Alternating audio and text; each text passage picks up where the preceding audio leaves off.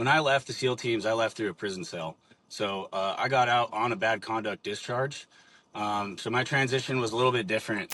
Dude, you're doing a ton of stuff. And before we get into all this, because it's always fascinating to me to see team guys getting out and just like diving into 1,000 things and crushing all of them.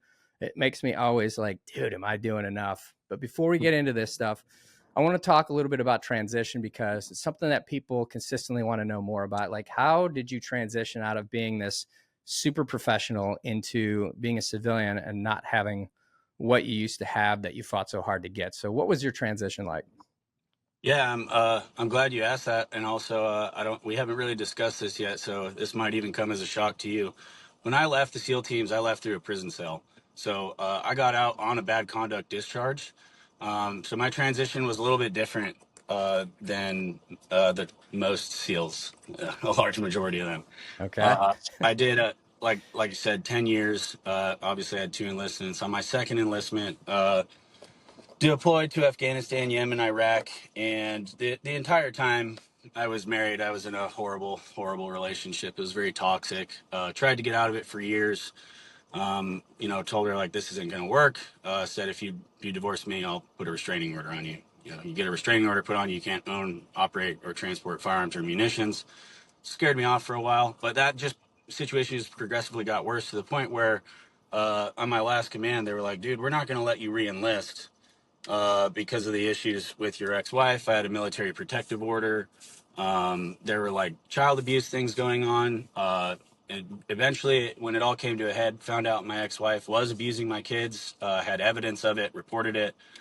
They took my kids to foster care. Ex-wife was trying to work with me to try and get the kids back one night. At that point, I had a military protective order saying I can't be around my wife, and there was also a temporary restraining order. She asked me to meet her at Little Club in Coronado. Like halfway into a beer, she's starting a fight with me. I set the thing down and walk out. Says, if you don't come see me tonight, I'm going to kill myself, or that's it, I'm going to kill myself. At that point, I knew where the family car was because she had threatened to drive off the bridge with my youngest son in the back seat. So all my cars is, I was the owner of the car. I can track it. Track her down. She's at Naval Base 32nd Street. Sneak up to the car to look in what's going on using dead space, and she's not killing herself. She's creating a new Hinge profile. So I'm like, fuck this. And I start walking away. I'm like, yeah, fuck this. I'm going to say something. I start walking back. She sees me this time, tries to hit me with the car. I break the window out with my Leatherman on the second try. The first try, I'm pretty sure broke my hand. And she's screaming. I'm like pissed. She's, what are you doing? I'm gonna fucking kill you. I throw the car in park, rip the door open from the inside, rip her out, go back to move the car. And as I'm walking back, I'm like, what did I just do? She ran away, obviously, like any person who's that'd be a scary situation. Drive away. Next day, NCIS rolls me up. Seen your wife in the last 24 hours. I lie and say no. So now that's a false official statement, communication of a threat, disobeying a lawful order, and assault consummated by battery. 24 hours after that, they throw me in the brig. I pled guilty to all those charges. Apologized profusely, did my time. I was actually in there for 7 months with Eddie Gallagher was in there with me. So now that that story is out of the way, we get into my transition. Uh, I get, I was an E5. I got demoted to E1 because of that situation. So I left the Navy as a seaman, SO seaman, which so on my DD 214, I'm technically not a SEAL from certain people's standards. Yeah, Holy you got to be shit. an E4 to be a SEAL. Anyways, so I felt really ashamed after all this. I was super embarrassed, and I was also pissed at the SEAL teams and the Navy. Like, when you go in to the brig or you're a part of the UCMJ, at the top of your paperwork it says United States of America versus SO2 Spear or Petty Officer Second Class, whatever it was. So I felt, like it was me against them. And I was pissed. I was ashamed. I was super embarrassed by what I did. And I cut myself off completely from the SEAL teams. I wouldn't talk to anybody. Like, I didn't want to be associated with it. I wouldn't tell anyone I was a SEAL.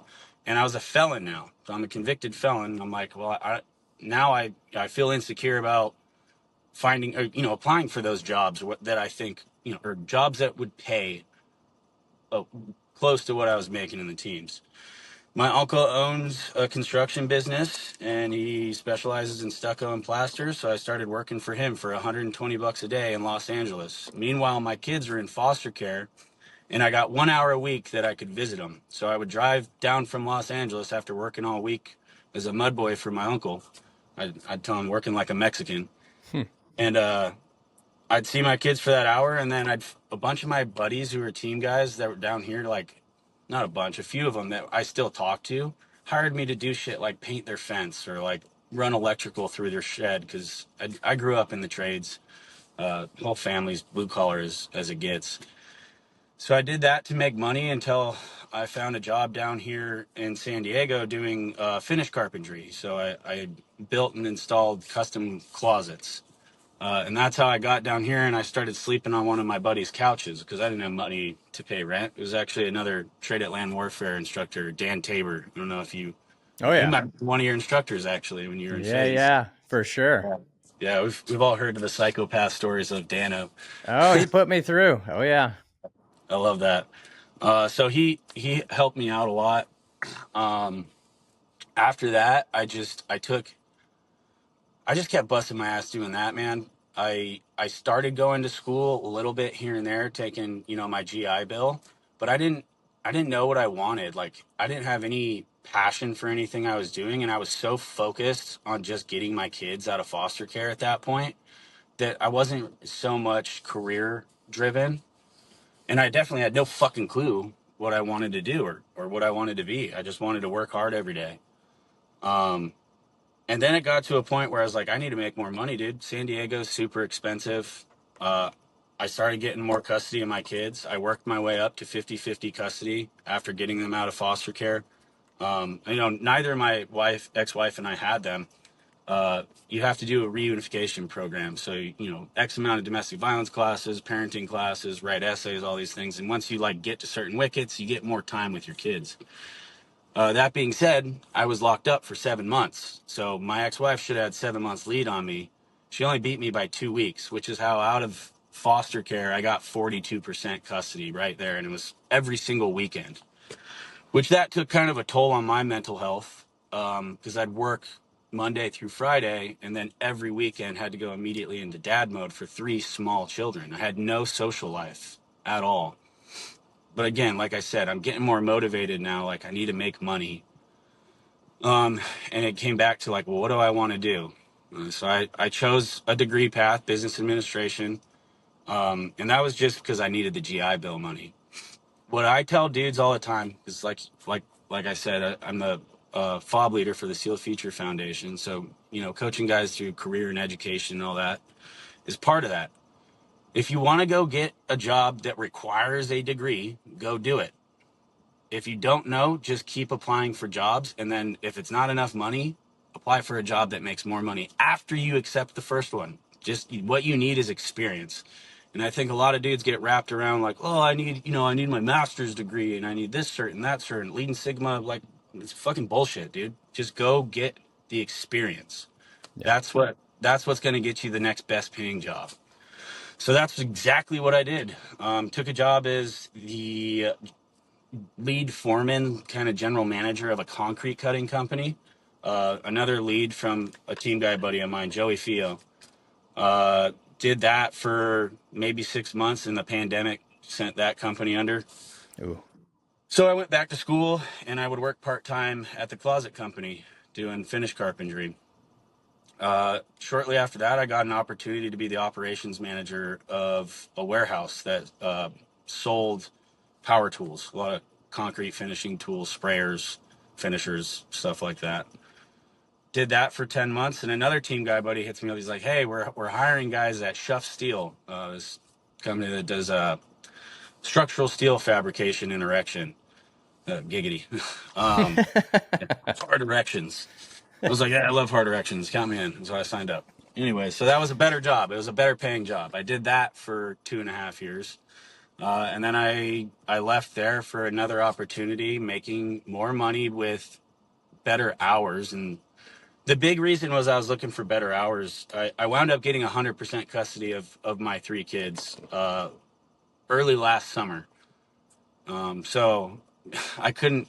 My job at the steel company was sales, so I'd be up 6, 7 in the morning on job sites talking to supers, PMs, and then I'd be up till 2 in the morning entertaining clients, C suites. Yeah. So it's not something you can do as a single father with 100% custody. Now I work more of a 9 to 5 as a project manager in construction. So yeah, Wow. that was my transition. It's been a ride, man. I'm still on it. I have to do a lot of shit. What's one thing I think about team guys that you brought up is we do a bunch of shit and want to crush it all. I think my theory behind that is in the teams, man, you're doing something new and exciting every 2 to 3 weeks. It's like, all right, well, we're done with this jump block. Time to dive. All right, we're done with that. Time to go to land warfare. So if you make me do the same thing for more than a month, I'm like, are we going to do something else now? Like, Yeah. Yeah. I mean, you're right, though. I mean, it's in the teams. It's not just about different blocks of training, but you also have to wear multiple hats. You could be a sniper and you got a lead navigator and you still got to be an assaulter. So you got to have different hats that you consistently wear. And so it does help us outside of the service be able to work within that parameter of like, I can do multiple things.